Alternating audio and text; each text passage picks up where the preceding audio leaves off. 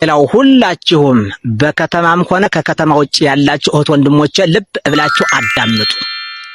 ምክንያቱም ዘመን ያመጣው ስልጣኔ እያጠፋን ነው ያለ። ዛሬ በከተማው ደህና ዋልሽ ደህና አደርክ ሳይሆን አማን ነው ፒስ ነው እንዴት ነው የሚባል ነገር መጥቶ የእግዚአብሔርን ሰላምታ አጥፍቶብናል። ይሄን እናስተካክል። ሁለተኛ የተበላበትን ምግብ የምትስሚ የምትስም አዳምጡ። የሰው ልጅ ምግብ ከመብላቱ በፊት ስመ እግዚአብሔር ጠርቶ ይባርካል፣ ስመ እግዚአብሔር ጠርቶ ያነሳል እንጂ ትሪውን መሳም ምን የሚባል ቋንቋ ነው? የትሪውን ባለቤት አመስግን እንጂ ትሪ ሳም የሚል መጽሐፍ አለ እንዴ? አንዲት አህያ ማር አመጣችልህ አይደል?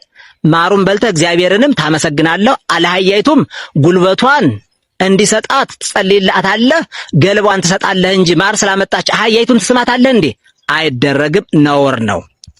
ሌላው በተመሳሳይ ቤተክርስቲያን ቆማችሁ ቤተክርስቲያኑ ፊት ለፊታችሁ እያለ እጃችሁን ስማችሁ የምትሄዱ ሰዎች እናንተ ራሳችሁ ምንድናችሁ እንዴ? ራሱ እኮ ህገወጥ እኮ ነው። ዘመን ያመጣው ፋሽን እኮ ነው። ይሄንም እንዳታደርጉ ቤተክርስቲያኑን ተሳልማችሁ ዳስሳችሁ ገላችሁን ሁሉ ማስነካት አለባችሁ። በተመሳሳይ በስልክ የምትጸልዩ ሰዎች ይሄም ህገወጥ ነው። ዳዊት እኮ ራሱን የቻለ ከማይደሩ ጀምሮ ትርጉም አለው። ዝም ብለን አይደለም አንግተው ነው የምንዞረው። ስልክ ትናንት አንድ በእምነት የማናውቀው ግለሰብ ነው ተፈላስፎ የሰራው አይደለ? በስልክ እንዴት ይጸለያል? ጸለይ ስታበቃም እኮ መሳም አለበት ዳዊቱ ማይደሩ። አንተ ስልኩን ልስመው ነው እንዴ? ነውር እኮ ነው።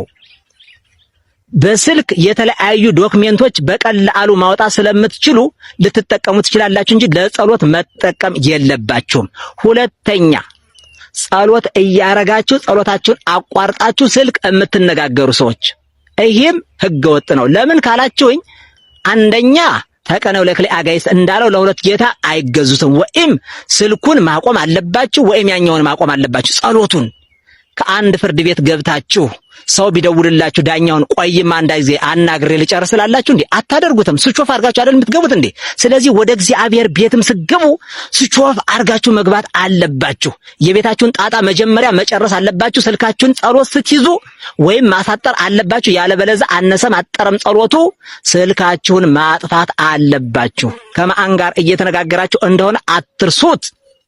ምናልባት እንደ ሰዎቹ በአካል ስለማይታያችሁ ነው እንጂ ከእግዚአብሔር ጋር እንደምትነጋገሩ አትርሱት።